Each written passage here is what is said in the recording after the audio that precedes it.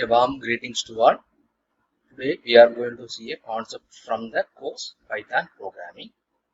In Python programming, we are taken the unit number 1, and in the unit number 1, we are concentrating on the concept set to be functions. So functions. Function is a subprogram which contains set of instructions used to perform a specific task. Okay. So if you are taking a large program, all of a sudden you will not be able to write a large program. Okay, so the different operations which are to be performed in a large program can be divided into smaller programs. Okay, in order to reduce the complexity of the program. Okay, so that small set of coding or small programs are set as functions. Okay, so it's given in the second line. A large program is divided into basic building block called functions. Okay, so why we need to go for writing the functions? That is the same reason when if you are going to write a large program, so too many complex part will be there. Okay, so that what we can do, we can divide the complex part, or we can divide the entire program into smaller divisions. Okay, that smaller divisions can be then combined to form a larger program or a single program. Okay, so these smaller divisions or small programs then are set as function.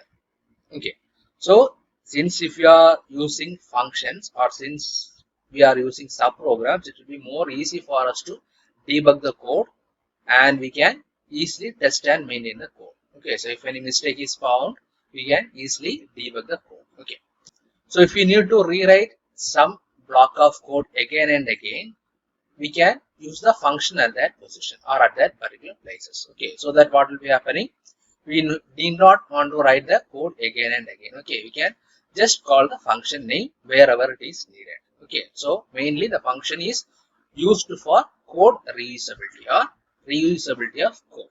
Okay, and also the length of the program can also be reduced when including function in a program. Okay, so this is the basic detail about a function. Okay, so here we have two different type of functions. One is built-in function that is already available inside the Python program or in the Python interpreter. Okay, the functions which are available inside the Python interpreter. And the second case is user-defined functions, the functions which are written by the programmer. Okay, so we shall see it in detail. Okay, the built-in functions are the functions which are predefined functions, that is already created and stored in the Python programming itself. Okay, so these built-in functions are available for usage always. Okay, and the programmers can easily access these built-in functions. Okay, since it is built-in, we cannot modify it.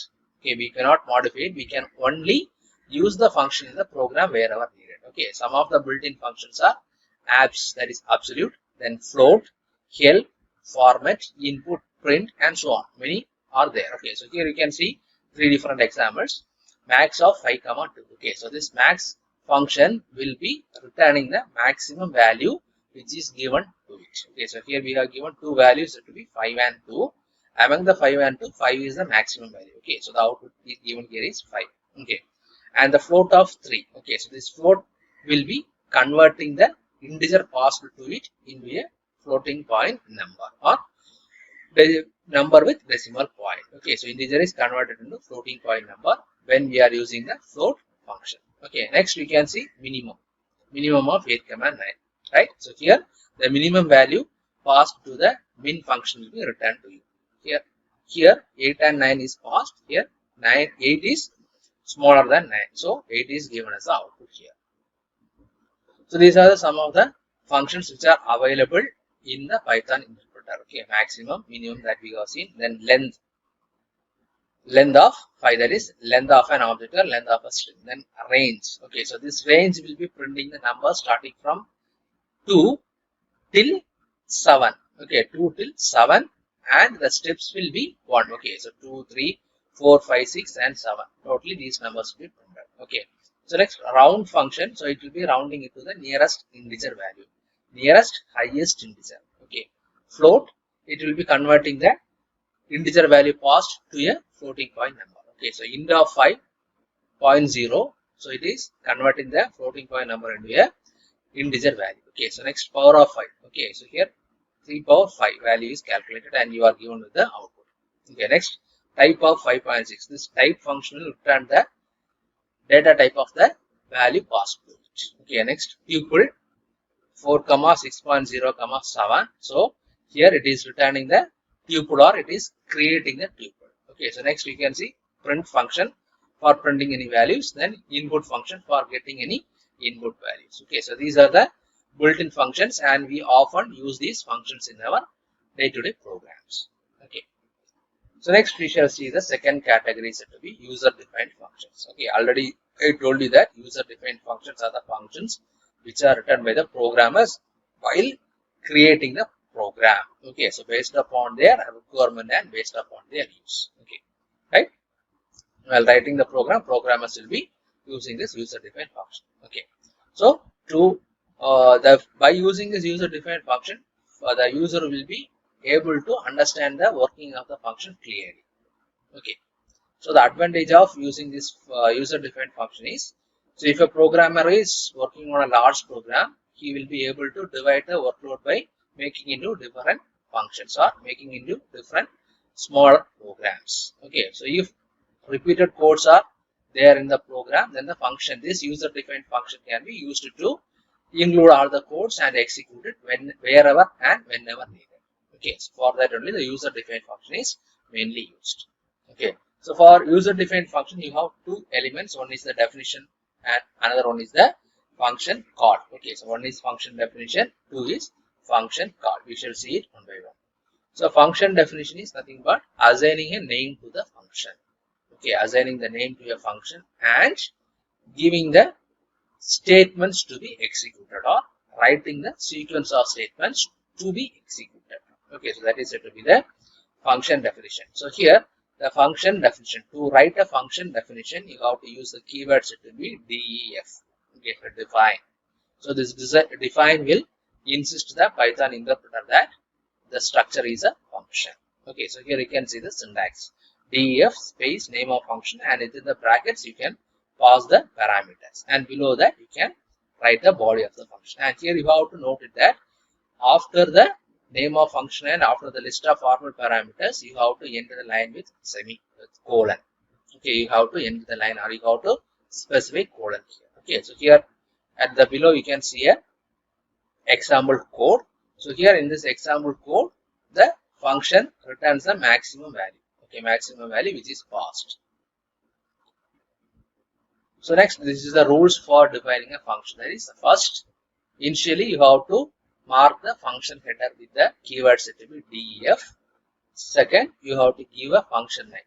That is, you have to give a unique function name. Okay, right? So that is, you have to provide a identifier. You have to follow the rules of the identifier while naming the function, right? And three, you can pass the parameters. Okay, so if needed, you can pass the parameters, and at the end of the first line, you have to provide a colon.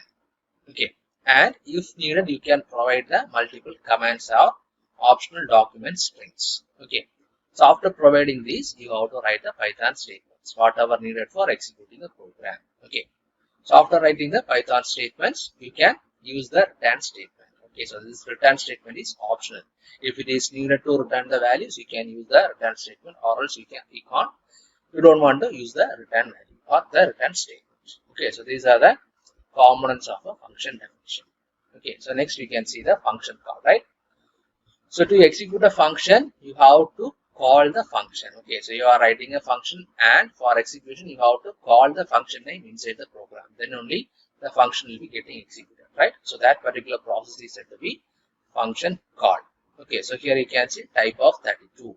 Okay, so this type of 32 will be returning the, or it will be calling the function set to be type, and the codings which are being written inside the type function will be executed, and it will give you the result to you. Okay, so that is shown here, type of 32. Below here you can see type is mentioned as int. Okay, the data type of that particular value 32 is given as integer. Okay, so next we have the return statement, right? So this return statement is used to exit the function, and it will take back the control to the main program or to the place from where the function is being called. Okay, so for that you can use the statement set to be return. Okay, so if the values are available, or if you are passing any values, that particular values of the statement will be executed, or else none object will be returned to you. So this is a diagrammatic representation which will be showing you how a function is being executed. Okay, so at the topmost you are writing the function definition, right? DEF followed by the function name, right? So this part is a function part, and this is the main program, and inside the main program you are calling the function name. Okay, so what happens on calling this function name, the control is given to the main function and it will be getting executed. Okay, so here 2 line of code is given. After executing the 2 line of code, what happens? The control is again given to the main program below the function call. Okay, so this is the fashion how the function is being executed.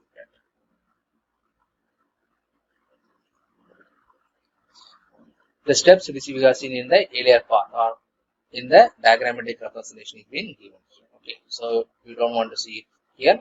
We shall go to the next slide. Okay, so here we will be having 4 different type of prototype. Okay, based upon the arguments and the parameters, we have 4 different prototypes of function. That is function without argument and without return type. Second one, function with argument and without return type. Third, function without argument and with return type. Fourth, function with argument and with return type. Okay. So in the function without argument and without return type, so here you can see we have declared a function here and we are only calling the function. Okay, so we are calling only the function. We are not passing any argument of that. We are not passing any values here, and also we are not using any return statement. Okay, so here what happens when the add function name is called, this function will be executed and directly the value or the result is being printed here. Okay. So the next second case, function with argument and without return type, right? So here in the function call we are passing the value a and b, right? So here inside the function the value is being executed and the print statement is printing the result. Okay. In the main function or in the main program we are getting the values a and b. Next, function without argument and with return type, right? So here you can see we have the main function here, c is equal to add off. Here we are calling the function, right? So within the function we are entering the value, we are executing it, and then we are returning the value to the print statement outside the function. Okay, so here we are using the return statement. So the value is returned to the function called and it is been printed here.